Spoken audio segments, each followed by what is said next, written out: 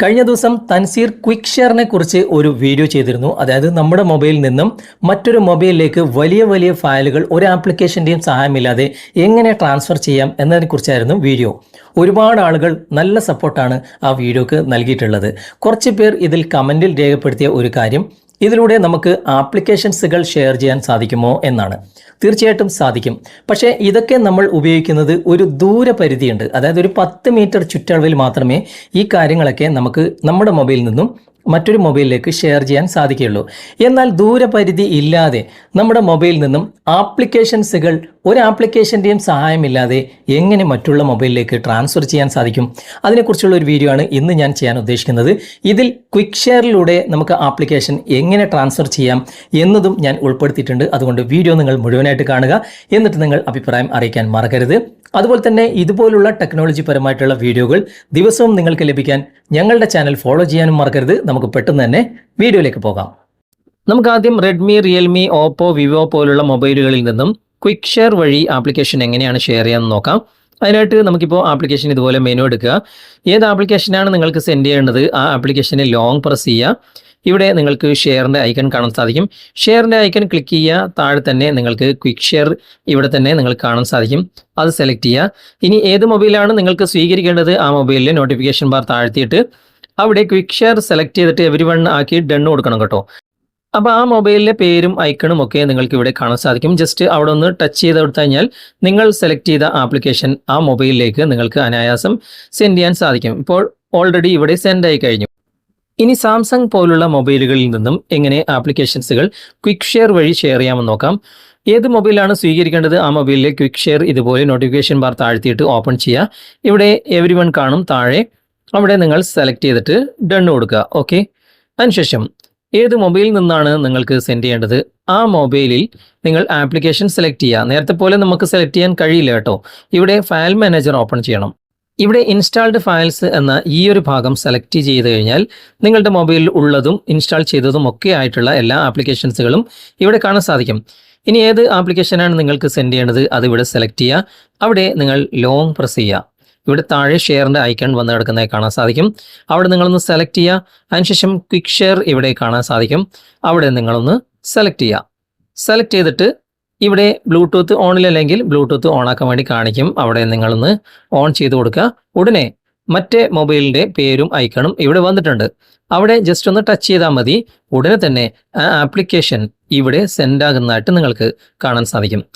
വളരെ സിമ്പിളാണ്. പെട്ടെന്ന് തന്നെ നമുക്കിത് സെൻഡ് ആവും. ഇവിടെ ഓപ്പൺ കൊടുത്തിട്ട് നമുക്ക് ഈ ഒരു ആപ്ലിക്കേഷൻ ഇങ്ങനെ കാണാൻ സാധിക്കും. ജസ്റ്റ് അവിടെ നിന്ന് ക്ലിക്ക് ചെയ്യുക. ക്ലിക്ക് ചെയ്തിട്ട് പാക്കേജ് ഇൻസ്റ്റാളർ എന്ന ഭാഗം സെലക്ട് ചെയ്തിട്ട് ജസ്റ്റ് വൺ കൊടുത്തു കഴിഞ്ഞാൽ ഇവിടെ ആപ്ലിക്കേഷൻ ഓൾറെഡി ഞാൻ ഇൻസ്റ്റാൾ ചെയ്തുകൊണ്ട് അപ്ഡേറ്റ് കാണിക്കുന്നുണ്ട്. നിങ്ങൾക്ക് ഇൻസ്റ്റാൾ ചെയ്യാൻ സാധിക്കും.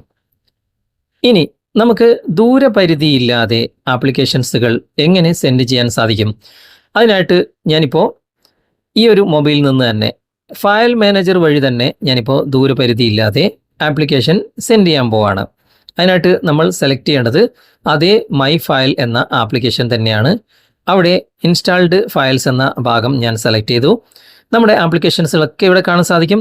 ഞാനിപ്പോൾ നിങ്ങൾക്ക് കാണിച്ചു തരാൻ വേണ്ടിയിട്ട് ഒരു ആപ്ലിക്കേഷൻ ഇവിടെ ഞാൻ സെലക്ട് ചെയ്യാണ്.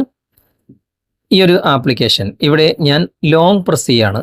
ലോങ് പ്രസ് ചെയ്യുമ്പോൾ ഇവിടെ നേരത്തെ കാണിച്ച പോലെ തന്നെ ഷെയറിൻ്റെ ഐക്കൺ താഴെയുണ്ട്. അവിടെ ഞാൻ ക്ലിക്ക് ചെയ്യാണ്. ഇവിടെ നമുക്ക് ക്വിക്ക് ഷെയർ ഉണ്ട്. നമ്മൾ അതല്ല സെലക്ട് ചെയ്യുന്നത്. ഇവിടെ വാട്സപ്പാണ് ഞാൻ സെലക്ട് ചെയ്യുന്നത്.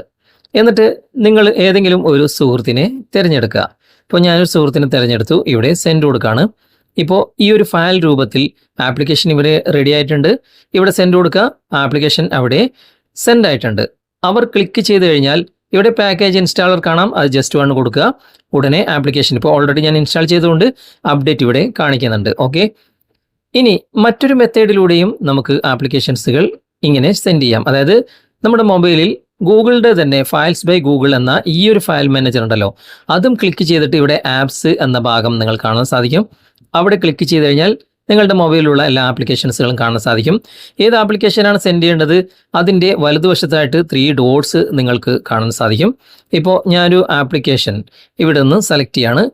ഇതിൽ 3 ഡോട്ട്സ് ഉണ്ട്. അവിടെ ക്ലിക്ക് ചെയ്യുമ്പോൾ ഷെയർ എന്ന ഭാഗം ഇവിടെ വന്നു കഴിഞ്ഞു. അത് സെലക്ട് ചെയ്യുക. ക്വിക്ക് ഷെയർ ഇവിടെ ഉണ്ട്. നമുക്ക് അതിൻ്റെ ആവശ്യമില്ല. ഞാനിപ്പോൾ വാട്സപ്പാണ് സെലക്ട് ചെയ്യുന്നത്. എന്നിട്ട് ഒരു സുഹൃത്തിനെ ഞാനിപ്പോൾ സെലക്ട് ചെയ്തു. ഇവിടെ സെൻഡ് കൊടുക്കുകയാണ്.